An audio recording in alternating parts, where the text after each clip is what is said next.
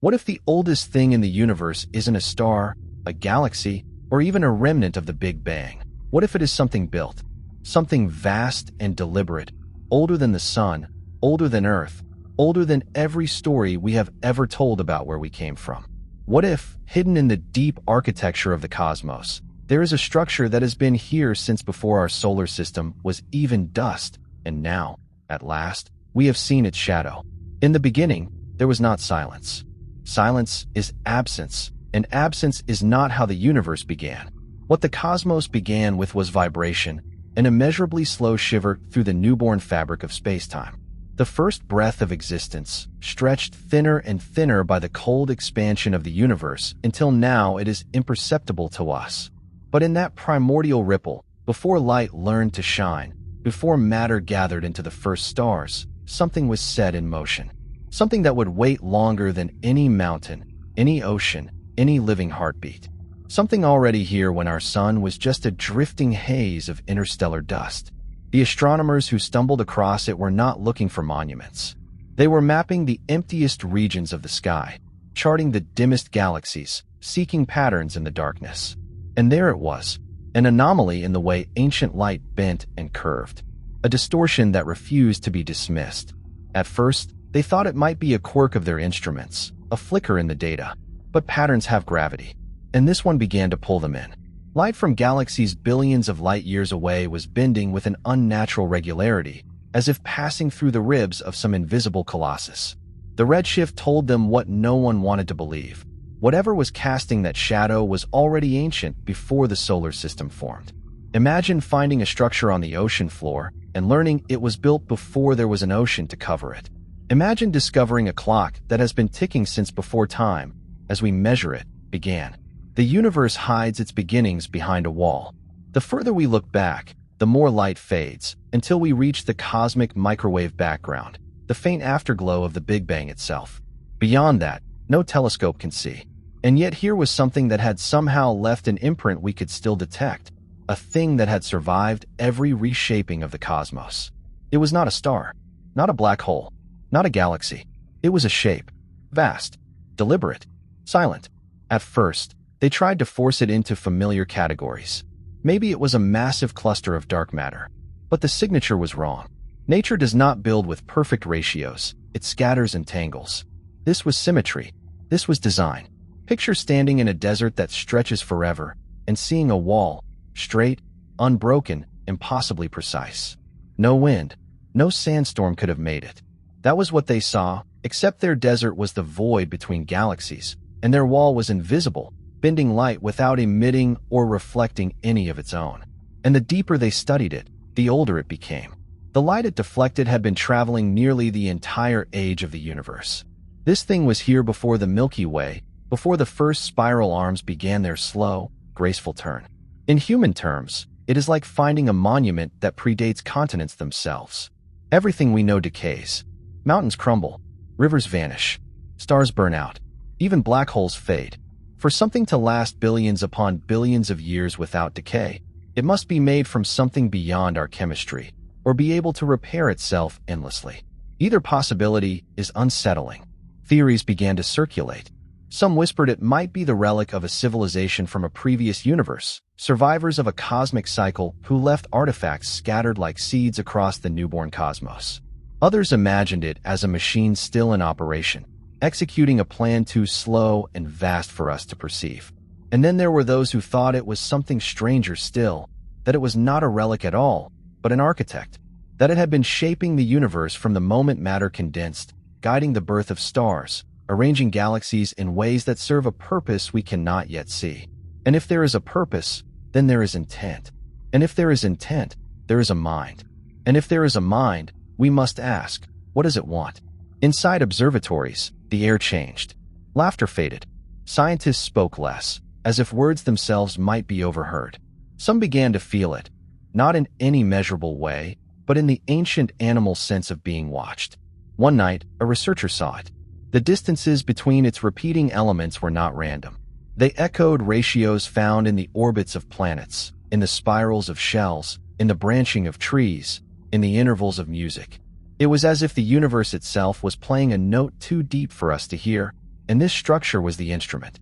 The melody was so slow that each beat spanned millions of years. Music for eternity. If it is music, who listens? If it is a message, who is meant to read it? The first time I saw the reconstructed image, a faint lattice traced by the bending of light across unimaginable distances, I felt something I could not name. Not awe, not fear, recognition, as if I had seen its shadow in a dream I could never remember. Some believe it was meant to be found, that its builders placed it so that any civilization that learned to map the deep sky would eventually see it. A message in a bottle, drifting through the ocean of space-time. But not all messages are greetings. Some are warnings. Some are traps. We tell ourselves the universe is indifferent, that its vastness is empty, that physics alone shapes it. This comforts us. If there is no will, there is no malice. But if this thing was built, the dark is not empty.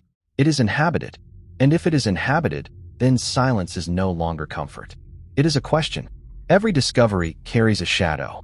Fire gives warmth and burns. The atom offers power and ash. And now we have looked upon something that may never have been meant for our eyes. Older than the sun, older than Earth, older than the rules we thought were unbreakable. We are children staring at a machine that could crush us without noticing. Do you feel it? That pull in the back of your mind, the way your thoughts bend toward it no matter how you turn away? That is its gravity, not just the kind that bends light, but the weight of knowing we may be part of something far older and larger than our own story. And yet, we look closer. We always look closer.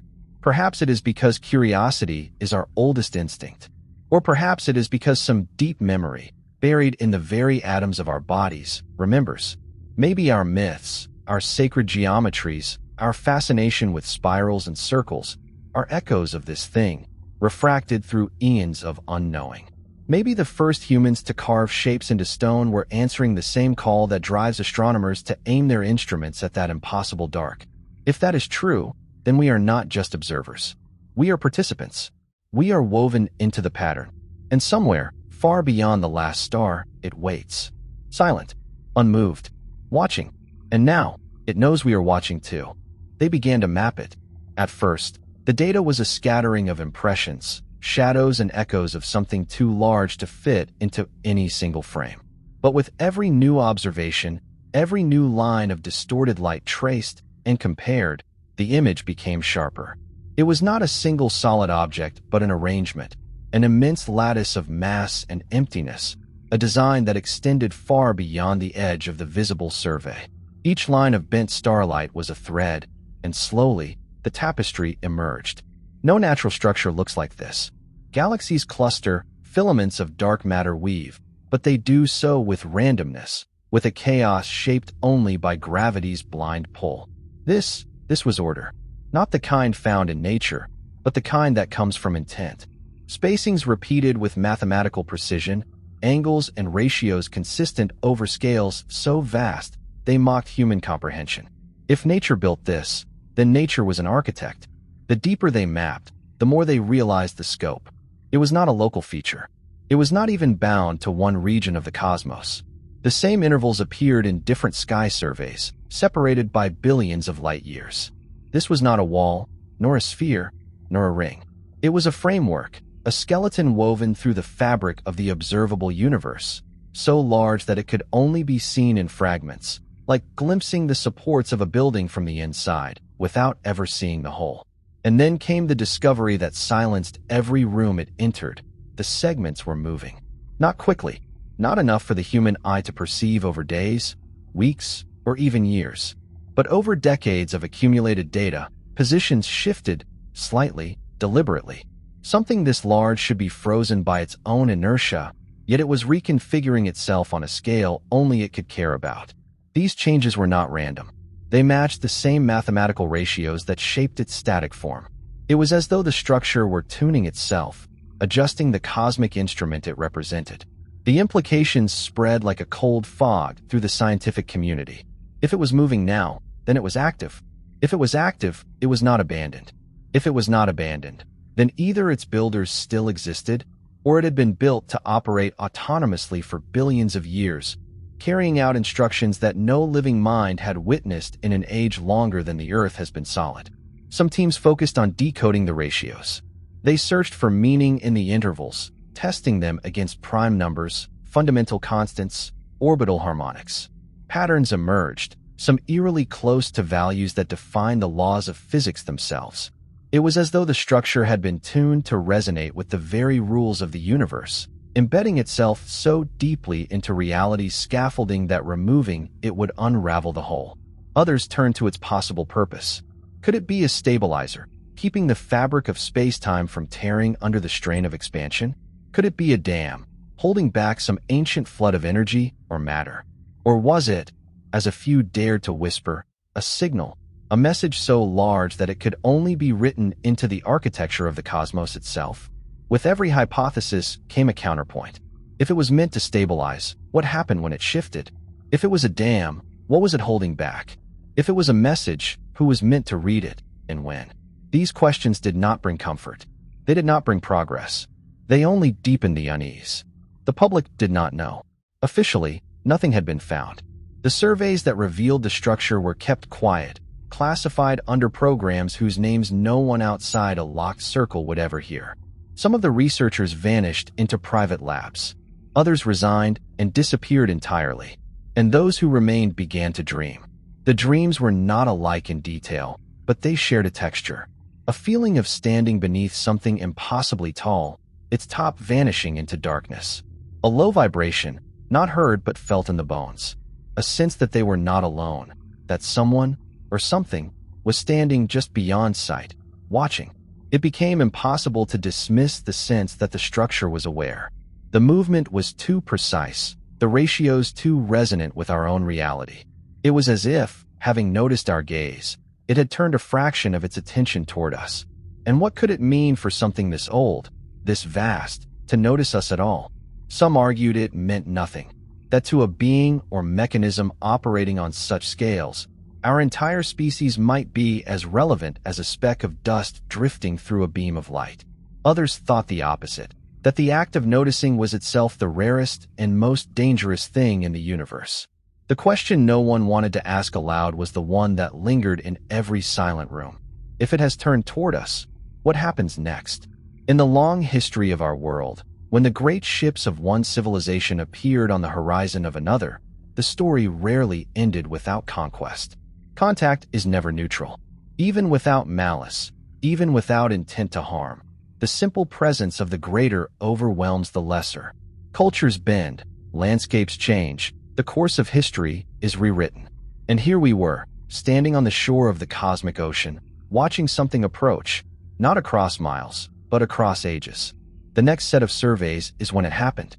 One of the nodes, a point of concentrated mass within the lattice, brightened in the gravitational data, not in visible light, but in the subtle way it bent surrounding space-time. It was as if a weight had been shifted, a lever pulled. The change rippled outward, affecting the lensing of galaxies millions of light-years away. A slow wave moving through the framework. What was it doing? Was this the equivalent of a single note in its music? Was this a test, a calibration, or something else entirely? The timing was impossible to ignore. The wave began less than a decade after the first teams had begun serious study. On cosmic scales, that is no time at all. It was as if the structure had responded. And if it could respond, then it could choose. We are used to thinking of ourselves as observers, standing outside the systems we study. But this was different. We had become part of its equation. The moment we looked, we were no longer outside. We were inside, entangled. There is an ancient fear woven into us. The fear of waking something that should have been left asleep. The fear that knowledge is not always safe. Yet curiosity is stronger. Even as unease grew, the mapping continued. More nodes brightened. More lines shifted. The lattice was waking, and no one could say why. It is here that the scientist's language begins to falter. Equations become metaphors. Data turns to analogy. Because how do you explain a structure that is both solid and fluid, both fixed and alive, both ancient and new? How do you describe something that operates on timescales where an entire human lifetime is less than the blink of an eye? Some tried. They said it was like watching a glacier move, except the glacier was made of reality itself. They said it was like listening to a song so slow that each note took 1,000,000 years, and realizing halfway through that the song was about you. And in the quiet between calculations, When the computers hummed and the night sky wheeled overhead, some of them began to wonder if we had misunderstood completely. Perhaps it was not that we had found the structure. Perhaps the structure had found us. They had always assumed that contact, if it ever came, would be loud. A burst of radio waves. A flash of light. Some unmistakable signal designed to be heard across the dark.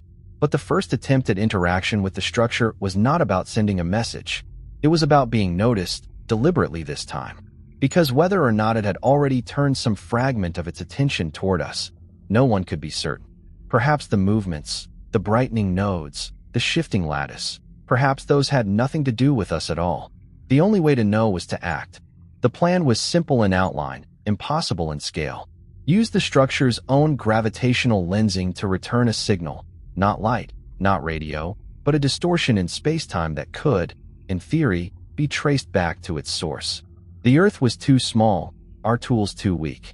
But with the cooperation of deep space observatories, with precisely timed gravitational wave generators, machines that could stir spacetime ever so slightly, they could create a ripple and aim it toward one of the structure's nearest nodes. Nearest was a relative term. Even the closest of these nodes lay hundreds of millions of light years away. Any conventional exchange of signals would take longer than human civilization had existed. But if the structure was what some suspected, woven into the foundational geometry of the universe, it might not be bound by the same delay. The response, if it came at all, could be immediate. Or never. The risk was not waiting. The risk was being answered. No one could predict what it would mean to send such a pulse. Perhaps it would be ignored. Perhaps it would awaken something vast. Perhaps it would change the ratios, shift the alignments, retune the invisible song we had only begun to hear. But still, they prepared. Because the alternative, watching without ever trying, was a silence heavier than fear. The pulse was sent on a night when the Earth's rotation brought all participating instruments into alignment. For 90 seconds, an artificial ripple in space-time left our world and traveled outward, climbing the cosmic web toward the node like a pebble cast into an ocean too deep to ever see the bottom. And then, nothing. The data screens held steady. The background hum of the universe continued, ancient and unbroken. It seemed, at first, as though the structure had not noticed. But the change began where no one was looking. It started with the lensing around a cluster of galaxies far from the target node. The distortions shifted, not randomly, but with a precision that echoed the ratios in the structure itself. Within hours, other sectors began to alter. The changes moved with a deliberate slowness, sweeping across the mapped sections of the lattice, as if a hand were tracing the lines we had drawn of it, one by one. This was not a broadcast. It was an acknowledgement, a turning of the head. In the days that followed, the shifts grew more complex.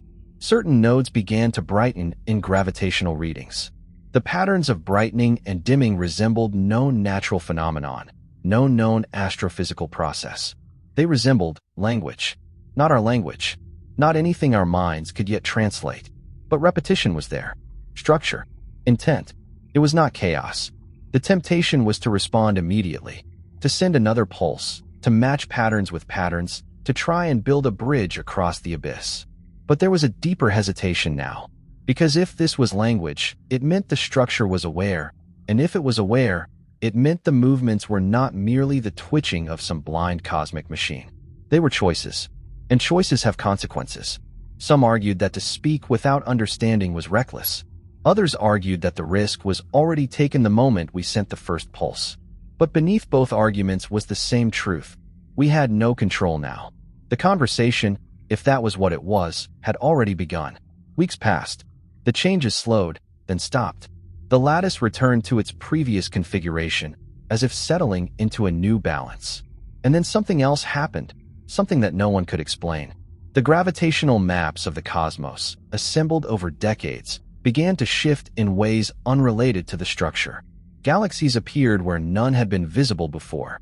Not new galaxies. Galaxies whose light should have reached us millions of years ago, suddenly visible as if space itself had bent to reveal them. Others vanished entirely. In the deep background, faint patterns emerged in the distribution of light and void, patterns that mirrored the alignments of the lattice itself. It was as if the structure had reached into the universe and rearranged the scenery. And then came the dreams. They began with the research teams, the ones most directly involved. Night after night, the same vision, standing at the base of something impossibly tall, its surface dark and smooth, its edge lost in shadow. A low vibration that resonated not in the ears but in the bones. And a feeling, an overwhelming certainty, that the structure was not merely aware of them, but aware through them. As if part of their perception had been claimed, linked to something far away. The dream spread, to engineers, to technicians, to those who had never seen the data. Across continents, across languages, people began to describe the same scenes, the same sensation of standing beneath an impossible shape. No cause could be found, no connection, only the pattern, and the question, was the structure speaking to us, or was it simply incorporating us? The boundary between observation and participation dissolved. To study it now was to be inside its field of influence, not metaphorically, but in ways no one could quantify. Experiments in unrelated fields began to yield anomalies. Atomic clocks fell out of sync with no apparent cause. Quantum systems displayed correlations that should have been impossible. Even the rhythms of pulsars, nature's most precise timekeepers, shifted in faint but measurable ways, as if the universe's metronome had been nudged. And through it all, the gravitational patterns continued. Not hurried, not urgent, but constant, like the breathing of something immense. Some suggested retreat, cutting off all attempts to signal, all mapping, all observation. But how does one retreat from something that may now be inside the very fabric of space you inhabit? Others argued for escalation, for pushing the interaction as far as it could go, to see if the structure would reveal its purpose. But there was no agreement on what that purpose might be, or whether humanity could survive knowing it.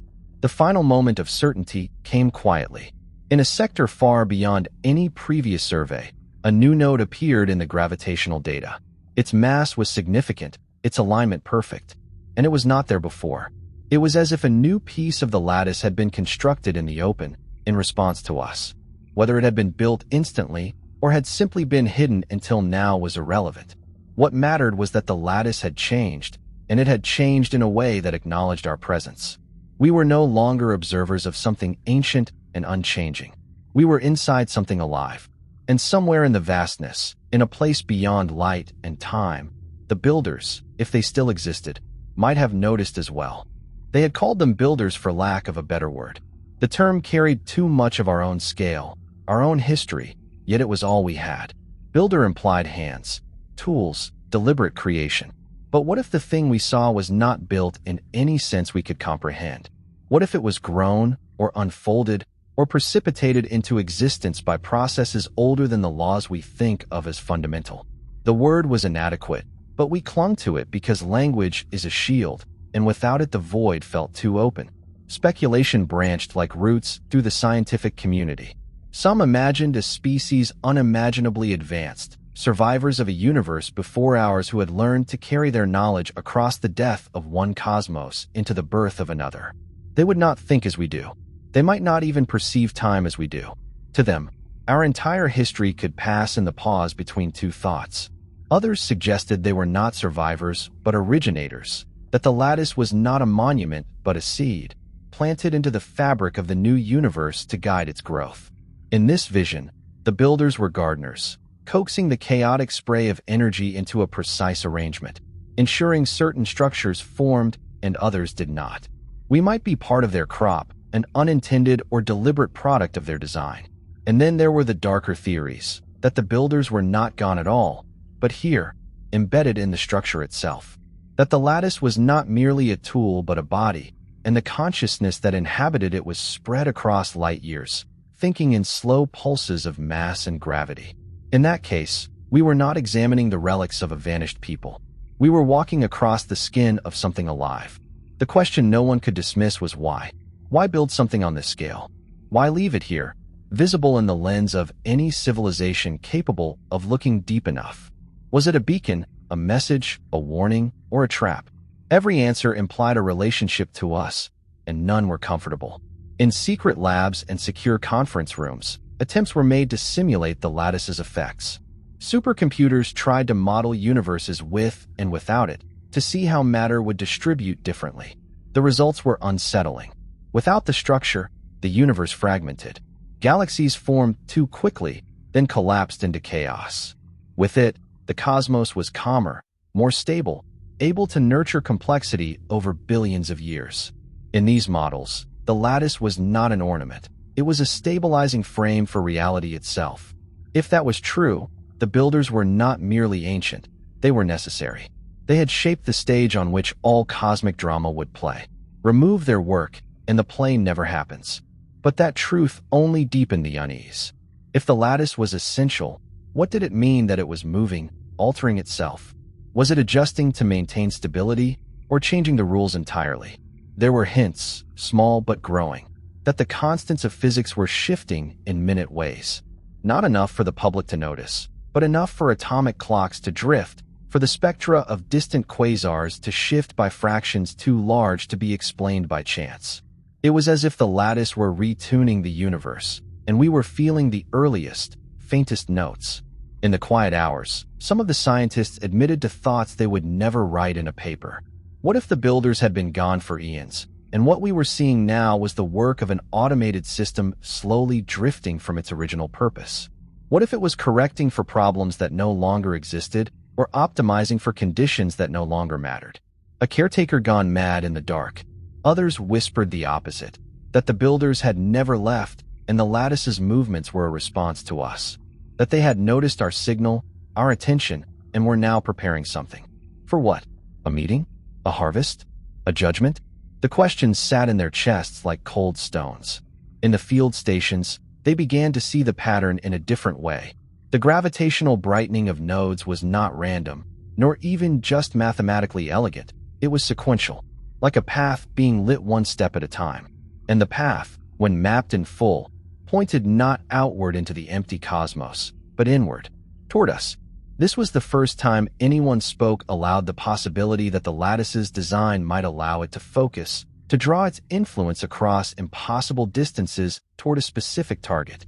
And if we were the target, then the meaning of everything changed. Ancient myths from every culture were suddenly dragged into the conversation, not as evidence, but as echoes. Tales of sky beings, of watchers, of cycles of destruction and renewal. Perhaps we had always been looking for shapes in the dark because something in us remembered them. If the builders were still here, where were they? Could they exist at scales so vast we could not distinguish them from the lattice itself? Could they have abandoned physical form entirely, existing as patterns in the geometry of space? Could the lattice be their mind, and the universe their body? In that case, our search for them was not a search for distant visitors, but for the consciousness that surrounded us. The idea was both comforting and terrifying. Comforting, because it meant we were not alone. Terrifying, because it meant we had never been alone, and our sense of privacy, of isolation, had always been an illusion. The last piece of data in this chapter came without warning. A deep space array, mapping a remote cluster, detected a signal, not electromagnetic, not gravitational, but a fluctuation in the very rate of time passing in that region. The fluctuation matched the ratios of the lattice. And in the heart of that fluctuation, something impossible, a repeating sequence, identical to the timing of the gravitational pulse we had sent to the structure months before. They were not just builders, they were listeners. And now, they had spoken back. The reply was not in words, not in symbols, not in anything we could hold up and say, "This means that." It was an alteration in the shape of time itself, a bending of the rhythm by which events follow one another. In that distant cluster, seconds stretched and contracted in a pattern that matched our signal, as though the structure had taken the pulse we sent and breathed it back to us in the only medium it truly understood, the fabric of reality. There was no mistaking it. It was a response. The first reaction was disbelief. Could a gravitational anomaly mimic our pulse by chance? Could the mapping array have been fooled by instrumental drift? But checks upon checks stripped those doubts away. The fluctuation was real. It was intentional, and it was directed. Once, we had imagined contact as a handshake, a moment of mutual recognition. This was nothing like that. This was not meeting in the middle. This was a reminder that we had never been anywhere near the middle at all. Whatever had reached back to us was so far beyond our scale that the act of reply had altered the rules by which the universe plays. The scientists split, as they always had, into camps. One group argued for restraint.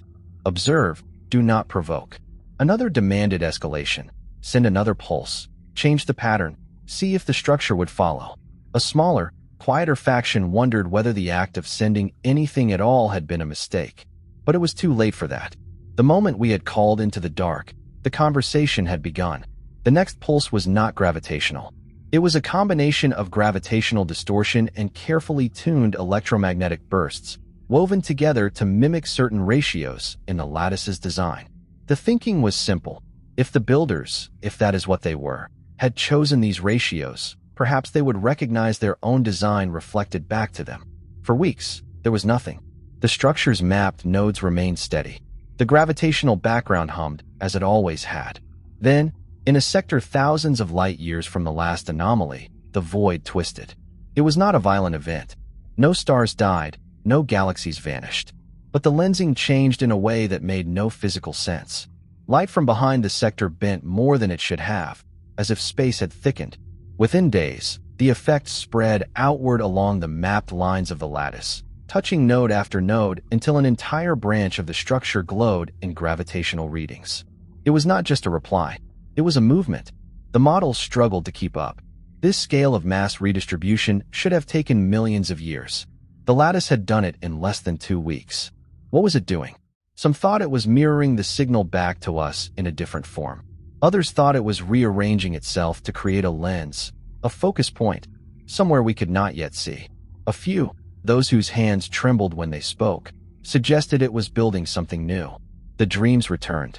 Not to everyone this time, but to those most deeply entangled in the decoding effort. The visions were sharper now.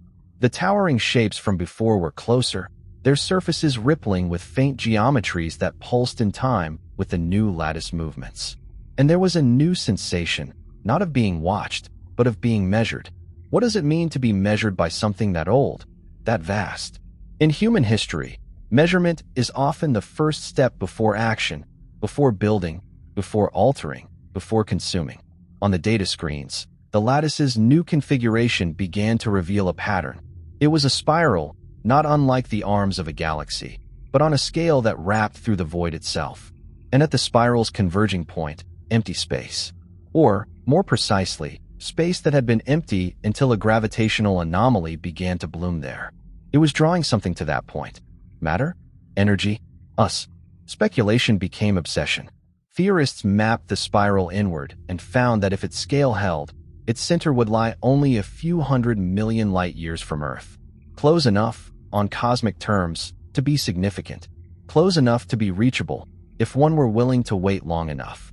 Or, perhaps, close enough to affect. The changes in the constants of physics deepened. Atomic clocks drifted further. Pulsar timings wavered. The fine structure constant shifted at the 9th decimal place, a change so small that only the most precise instruments could detect it, and yet so fundamental that it hinted the lattice was altering the framework on which all physical law rests. It was not just moving in space. It was moving in the rulebook. Those who had dreamed began to speak of a pressure in their thoughts, an unspoken suggestion that more was possible, that certain equations could be written differently now. A few tested these ideas in the lab. The results were wrong. Experiments produced outputs that violated expectations, but only in ways that made sense if one assumed the constants had truly changed. The lattice was not simply showing us something. It was changing what could be shown. Outside the labs, life went on. The public knew nothing. Satellites orbited, seasons turned, economies rose and fell. But in the sealed rooms, the sense grew that the lattice was no longer just an object we studied. It was an environment we now inhabited. And environments can be altered to favor certain outcomes. Some dared to ask, what if humanity itself was the outcome being favored? What if all of this, the stable universe, the tuned ratios, the constants that allowed stars and planets and life, had been cultivated with us in mind, not out of benevolence, but as part of a design we could not yet see? Others recoiled from the idea. To imagine we were chosen was arrogance. To imagine we were tools was horror. The final change in this chapter was subtle but unmistakable. A new node appeared, not far from the modeled center of the spiral. Its mass was enormous, its alignment perfect, and it was aligned directly along our line of sight, as if positioned for us to observe. It was not there before. The message, if message it was, could be read in only one way. Now that you have called, I will show you what comes next.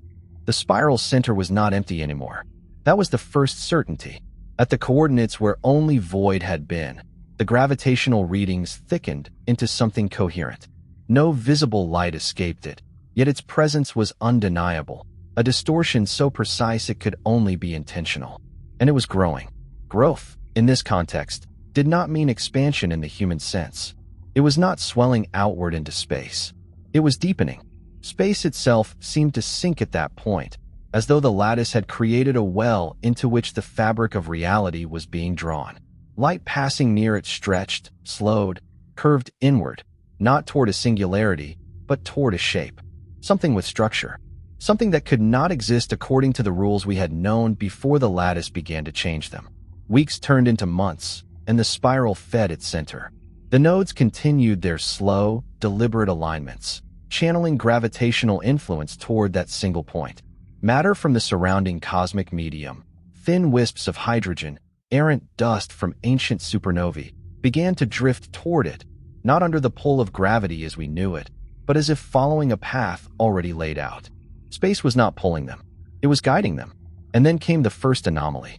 A star, old, red, and fading, at the periphery of a nearby galaxy, altered its trajectory in ways no known force could explain.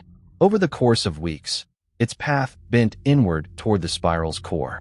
Simulations showed that for it to move that way, the space around it must have been resculpted, not tugged, shaped, as if the universe itself had been given new contours. This was not the random chaos of astrophysics. This was choreography. Theories erupted like wildfire. Some said the lattice was building a reservoir of matter and energy for a purpose we could not guess. Others feared it was constructing a weapon, not in the crude sense of destruction, but in the precise manipulation of universal constants to favor one outcome and erase all others. Still others believed it was preparing a stage, a location where an event, perhaps the event, would unfold. In the midst of this, the dreams intensified. Those who had been touched before found themselves walking through vast corridors of black stone or metal, each surface inscribed with shifting patterns of light. The geometry of these corridors did not obey Euclidean logic. Distances folded, angles bent. And always, at the end of each dream, a great aperture, an opening into something brighter than the mind could hold, waited. Not all who dreamed awoke easily. A few slipped into states of half-consciousness, muttering numbers, ratios, coordinates that later matched positions of newly active nodes. It was as if the lattice was now using human perception as part of its computation. The gravitational data kept revealing new truths. The well at the spiral's center was not singular. It had layers, each defined by a different curvature of space. Within one layer, time ran slightly faster than in the universe outside. Within another, slower. These were not random fluctuations. They were arranged, nested like shells. Each shell seemed to correspond to a particular ratio found in the lattice's design. It was a construct, a layered environment where the flow of time could be tuned like the notes of a scale. If you could shape time like that, what would you build inside it? A prison? A cradle? A laboratory? The possibilities were infinite, but each one was frightening. Then came the light. It was faint at first, a shimmer at the edge of detectability, emerging from the innermost layer of the well. Not starlight, not thermal emission, a narrowband radiation unlike any natural spectrum we had cataloged. Its signature matched nothing in the universe, except itself. It repeated in exact cycles, modulated according to ratios found throughout the lattice. It was a signal. This time, there was no debate. The encoded information, if information it was, resisted every attempt at translation. The cycles were too vast, some spanning days, others measured in milliseconds, woven into a tapestry that could not be read all at once. But patterns emerged, fractals that mirrored the structure's gravitational map, recursive designs that suggested the signal was both a message and a model of the sender. The choice now was stark: respond or remain silent. But silence was itself a choice, and perhaps the one that carried the greatest risk.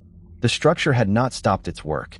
The spiral tightened, the central well deepened, and the signal continued without pause, like a heartbeat echoing across the void. And then something happened that no one had imagined possible. Part of the signal was aimed at us directly. It was subtle at first, a shift in the timing of certain pulses that, when plotted, traced the exact position of Earth in its orbit around the Sun. The structure had located us, not just our galaxy, not just our region of space, but our world. And it was marking that knowledge into the pattern for all who could read it. The effect on those who understood was immediate and visceral. This was no longer a distant mystery, no longer a slow-moving dance in the deep. It was here. It had our name. In the following weeks, the signal altered again. The pulses began to carry variations that, when converted into spatial coordinates, pointed toward the spiral's center. A summons? An invitation? A command? The difference was academic. The message was clear. Look here. Some among the teams argued for a new kind of probe, something that could exploit the lattice's own manipulation of space-time to reach the spiral's center in less than the millions of years conventional travel would require. Theorists proposed using the gravitational corridors already forming between nodes as a network of shortcuts, a cosmic arterial system. But to attempt it would mean entering the structure itself, surrendering to its control, trusting that what lay at the end was not annihilation. The rest of the world remained oblivious. The data was too complex, the phenomenon too abstract to translate into a story the public could believe. But in the sealed rooms, in the late hours when the weight of the knowledge pressed in from all sides, the question no one could escape was simple: why us, and why now? If the builders had been shaping the universe for eons, why call attention to a single young species on a small planet in a minor galaxy? What change had occurred to make us relevant? Was it our technology, our signals, our decision to reach out? Or was it something older, something in us that had been part of the lattice's plan from the start? No answer came. Only the deepening well, the tightening spiral, the unbroken signal. And behind it all, the steady hum of a design so vast that even the thought of comprehending it felt like standing at the edge of a cliff, staring into a drop with no bottom. The center was no longer just a point on a map. It was a destination. The decision to go was not unanimous. It could never be. In rooms where the full scope of the lattice's changes was laid bare, arguments unfolded with the intensity of gravitational collapse. To enter meant accepting that whatever happened inside could not be undone. It meant allowing the structure's will, if will it had, to dictate our fate. But to refuse was to remain outside, forever watching, never knowing, perhaps missing the moment that had been building for longer than our species had existed. In the end, the decision was made by momentum, not consensus. Once the possibility of entry was real, once the equations proved that the lattice's gravitational corridors could, in theory, accelerate a craft toward the spiral's heart in a fraction of the time conventional travel would take, the idea took root. There was no vote, only the quiet shift from talking about whether to go to talking about how. The first problem was scale. The corridors were not physical tunnels, but regions of bent space-time, invisible pathways shaped by the lattice's mass distribution. They were vast, stretching between nodes over millions of light years.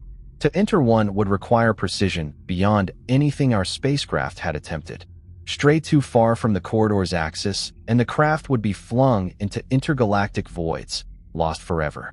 Simulations showed the corridors were dynamic, their paths adjusting in response to the lattice's shifting geometry. It was as if they were alive, reacting not just to the distribution of mass, but to the presence of whatever moved through them. Some in the team whispered the corridors might be selective, that the lattice could decide who or what was allowed to reach its center. The vessel itself became a point of contention. Should it be crewed, risking human lives for the sake of direct perception?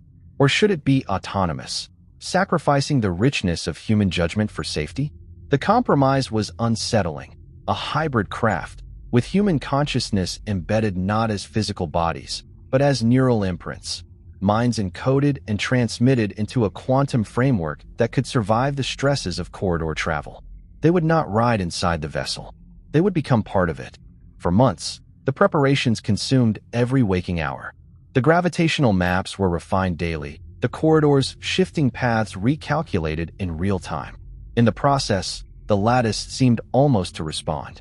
Certain nodes brightened along the projected route, as if clearing the way, or guiding it. And still the spiral's center deepened. The layered shells of time distortion grew sharper, their ratios more precise, as though whatever was inside was nearing completion. The signal never faltered. Its cycles became more complex, yet always anchored by the same fundamental patterns. Those patterns began to feel less like language and more like coordinates in a space we had not yet learned to inhabit. Then, on a night when the corridors aligned in a way not seen before, the dreams came to all of them. Engineers, physicists, navigators, those whose minds would be imprinted into the craft. In the dream, they stood together in a place that was both inside and outside the structure, its walls folding away into a horizonless expanse. At the center of that expanse was the spiral's heart, but here it was not darkness. It was a point of blinding clarity, so bright that to look directly at it was to feel one's thoughts unravel. And from it came a sense not of words, but of inevitability. Departure was set for the next alignment. The launch itself was anticlimax. No great roar, no spectacle.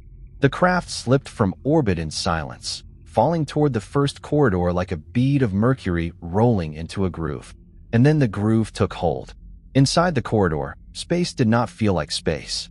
The human minds embedded in the vessel reported sensations impossible to translate, directions that had no meaning, distances that felt like emotions rather than lengths. Stars stretched into ribbons, then into nothing at all.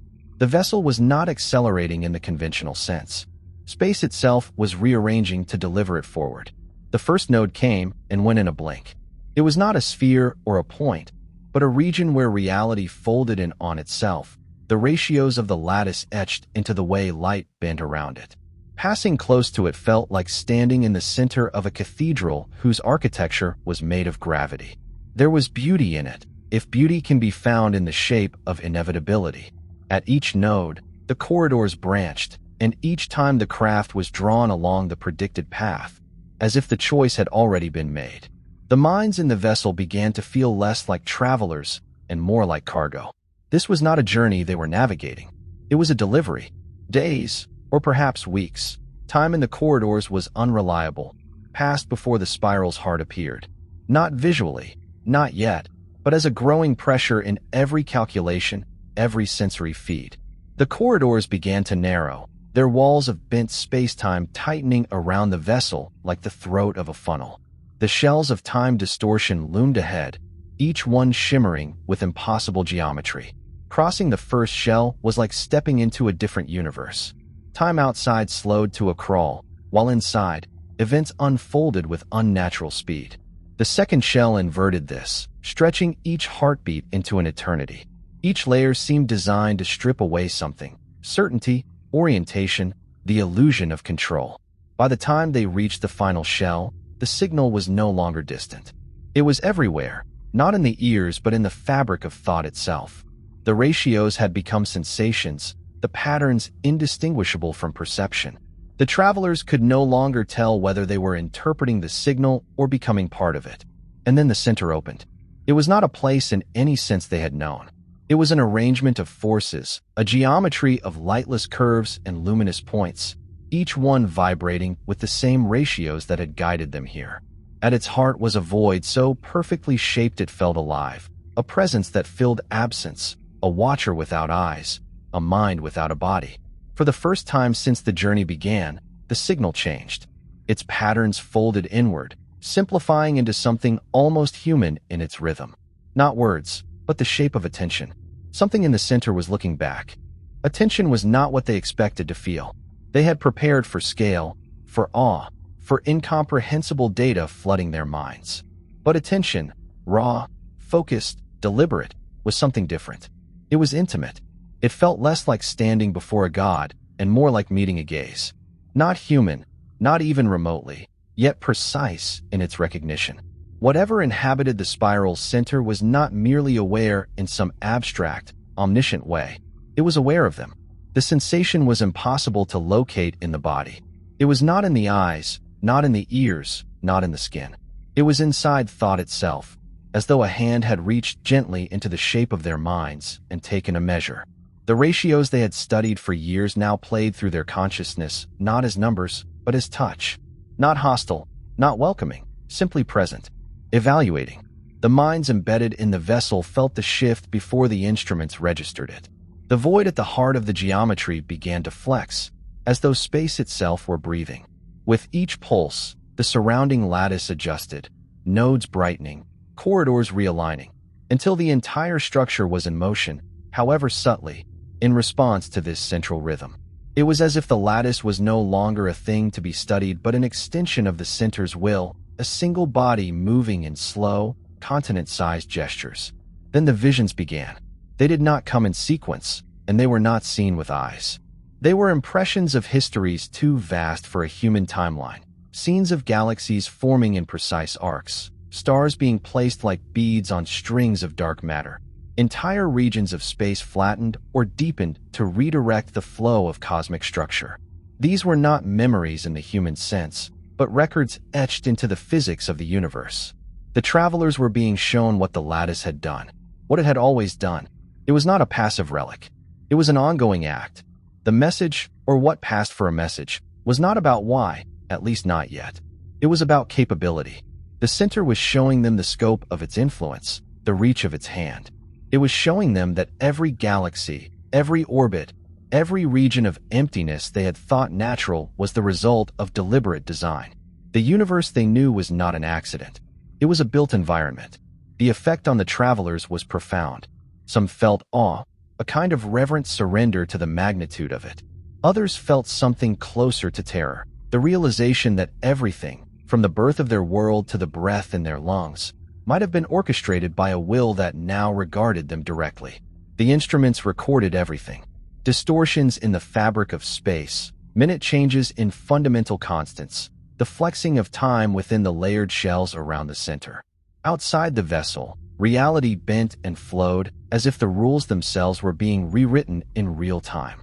And always, the presence in the center continued its steady assessment, like a doctor examining a patient or a craftsman inspecting a tool. The travelers tried to respond, not with words, but with patterns. They modulated their quantum imprint, embedding into the vessel's very existence the ratios that had first drawn them here. They offered symmetry for symmetry, hoping the center would recognize the echo. And it did. The pulse of its geometry shifted, syncing fractionally with theirs, as though acknowledging the attempt. That was when they understood. This was a dialogue, but not one of language. It was a negotiation of form. The visions deepened. Now they saw not only the shaping of galaxies, but the dismantling of them. Regions of space where matter was stripped away, stars extinguished, structures collapsed into orderly patterns before vanishing entirely. Creation and destruction were not opposites here. They were the same act, carried out with equal precision. One impression lingered above all others. The lattice had done this before, not just in their universe, but in others. The travelers glimpsed a cycle that spanned beyond the Big Bang they knew, a repetition of construction, tuning, and eventual reset. The center was not the beginning of the story. It was the mechanism by which the story ended and began again. And now, it had turned its focus to them. The question burned silently in all of them. Why now? If the lattice had shaped the universe for billions of years without direct engagement, why summon a small species from a small planet in a remote spiral arm? The answer came not in words, but in an image so clear it struck them like gravity. A star, their star, the sun, at the precise moment of its death. The ratios of the lattice wrapped around it, marking its collapse not as a catastrophe, but as an appointed moment in a larger design. The implication was undeniable. The lattice had a schedule, and they were on it. Panic rippled through the embedded minds. They searched for ways to ask the obvious question. Could the schedule be changed? Could the design be altered? Again, no words came, only patterns. And in those patterns, the faint suggestion of choice. Not theirs alone, but mutual. As if the lattice were saying, the design can shift, but only if both builder and built agree. The weight of that settled over them. This was not a summons for judgment. It was an invitation to participate. Outside, the spiral's center began to unfold. The perfect void peeled back into nested geometries, each more intricate than the last, until at the heart of it all lay a single aperture, a threshold into something that was not space as they knew it. It was not a wormhole, not a portal, but a region where the separation between here and elsewhere had been erased. Through it, They sensed, not saw, a place beyond the lattice, a place where its builders, or whatever they had become, might dwell. The invitation was clear. Enter. The travelers hesitated, not out of fear, but because they understood the gravity of the choice. To pass through was to leave behind the universe they had known, perhaps forever. To remain was to return with knowledge that could never be fully conveyed, knowing that the lattice's gaze would remain on them, shaping the future according to a design they might never see again. Inside the vessel's shared mind space, they weighed the choice. No one argued. No one demanded. They simply considered, together, the enormity of stepping through. And in the center's pulse, they felt something unexpected. Not urgency, not command, patience. The lattice could wait. It had always waited. The aperture widened. They entered without ceremony. No countdown, no final commands. The aperture simply drew them forward, not with force, but with inevitability. Crossing its threshold was unlike moving through space. It was like passing from one sentence to the next without pause, as if they had always been meant to be here and were merely following the grammar of the universe. The first sensation was absence. Not emptiness, but the absence of boundaries. There was no up, no down, no distance to measure. The vessel, if it could still be called that, existed within a medium that was neither space nor time, but some amalgam that carried the qualities of both. Here, events did not follow one another. They coexisted, layered and intertwined. Every possible sequence was present at once, and yet the travelers could follow only one thread at a time. Shapes emerged in that thread, not physical objects, but architectures of causality, arrangements of events that formed structures as tangible as stone in this place. They rose and fell around the travelers, patterns nested within patterns, echoing the ratios of the lattice but magnified into new symmetries.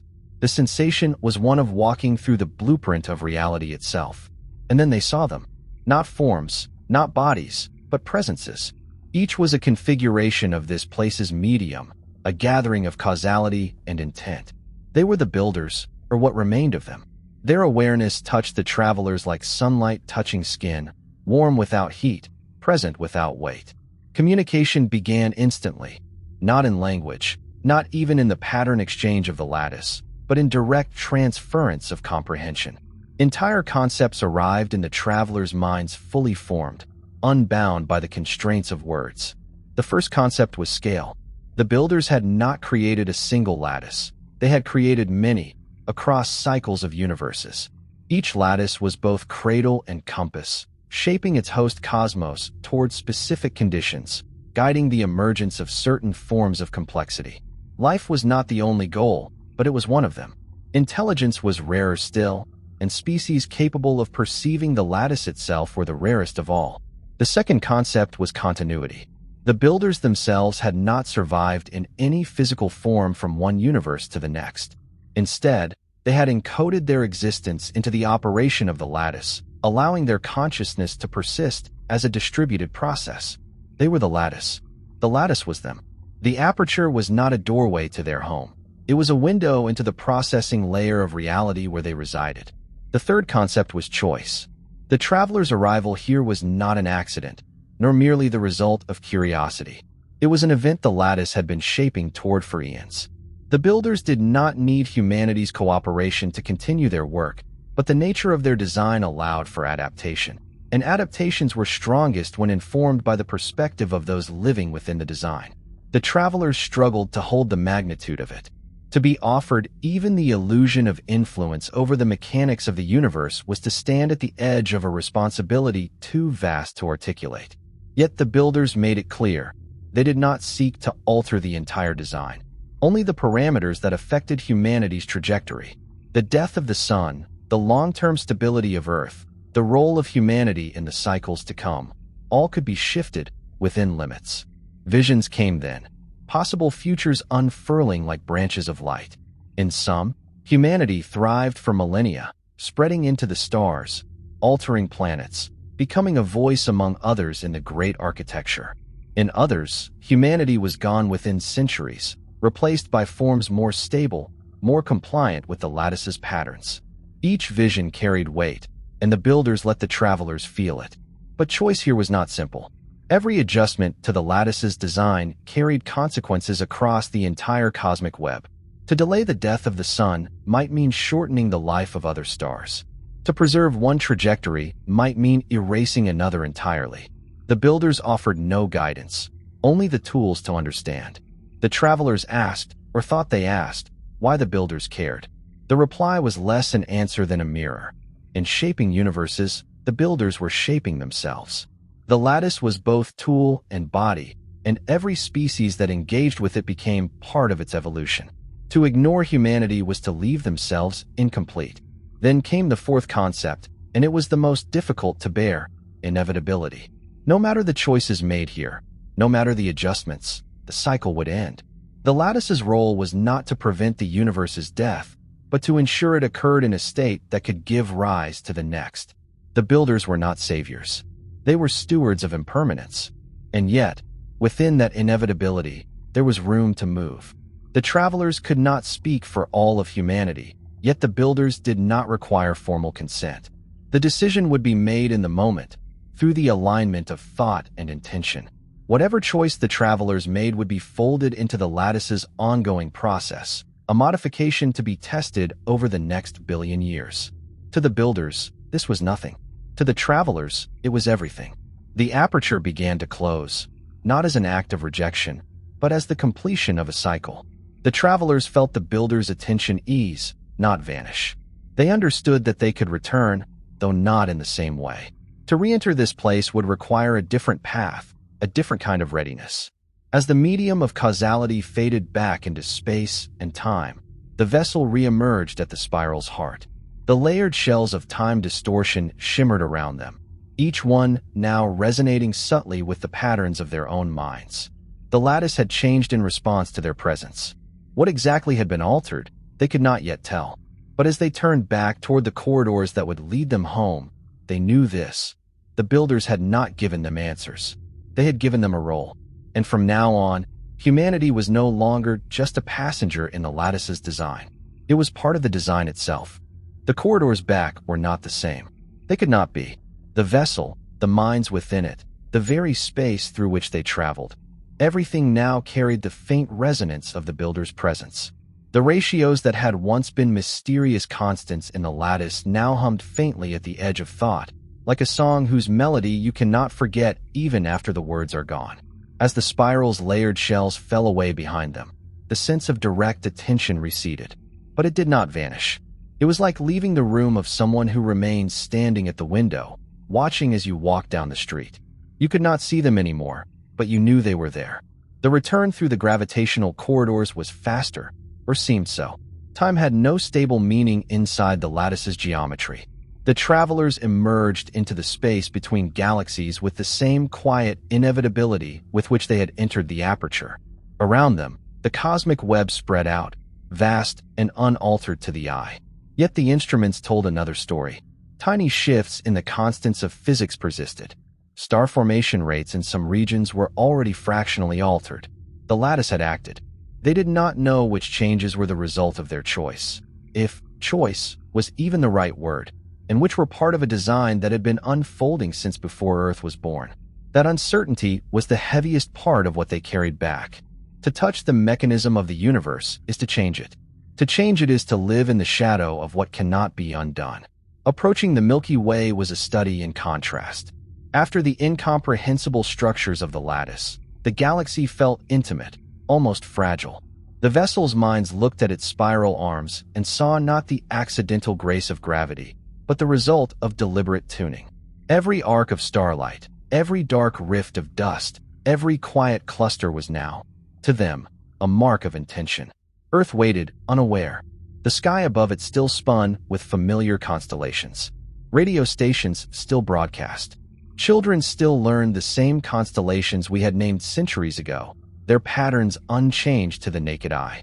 But the travelers knew nothing was untouched. The landing was quiet.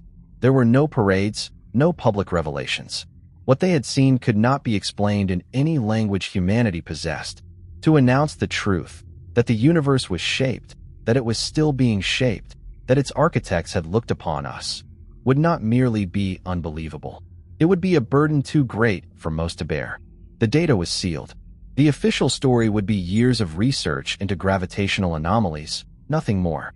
Yet within a closed circle, the knowledge was passed on, not as a set of facts, but as a way of seeing. Those who had been in the vessel shared a bond no one outside could touch. They could look at the night sky and feel the presence behind it. In private moments, they wondered if the builders had shaped them, too, not just humanity as a species, but each of them specifically, drawing them into the path that led to the spiral's heart. Were their decisions truly their own, or the flowering of seeds planted long before their world existed? The builders had offered no answer, perhaps because the answer would make no difference. Life resumed. The seasons turned. But the subtle changes continued. Astronomers outside the circle began to notice slight deviations in pulsar timings, in orbital stability, in the brightness of certain distant galaxies. The patterns were there for anyone with the right data to see. It was only a matter of time before someone else would begin to ask the questions that had led to the first discovery. The travelers knew this. Perhaps the builders had known it too. And so the cycle would turn again. Standing beneath the stars, one of the travelers found themselves thinking of the builder's final impression. Not a command, not a warning, but a truth. The lattice is not eternal. Nothing is. One day, the corridors will collapse, the nodes will fade, and the spiral will contract into whatever seed will become the next universe. But between now and then, there is movement. There is choice. And choice is what gives meaning to the space between beginnings and endings. In that space, humanity now had a place. The night was quiet. Somewhere in the deep sky, the spiral continued its slow, deliberate turn. The aperture was gone, yet its echo remained in the ratios of the stars, in the intervals between their light, in the thin gravity that held it all together. The lattice was still working. The builders were still watching. And in ways invisible to most, the shape of the future was already different. If you knew this, if you knew that every sunrise was set upon a stage built by hands you would never see, would you live differently? Would you measure your days as if they mattered to something older than time itself? Or would you go on as before, trusting that whatever design holds the universe together will hold you too? The traveler did not have an answer. Perhaps no one ever would. The builders had given them knowledge, not peace. And perhaps that was the point. Above, the stars burned with the same cold fire they had always had. Below, the earth turned, carrying its fragile cargo of lives through the dark, unaware of the lattice that cradled it. For now,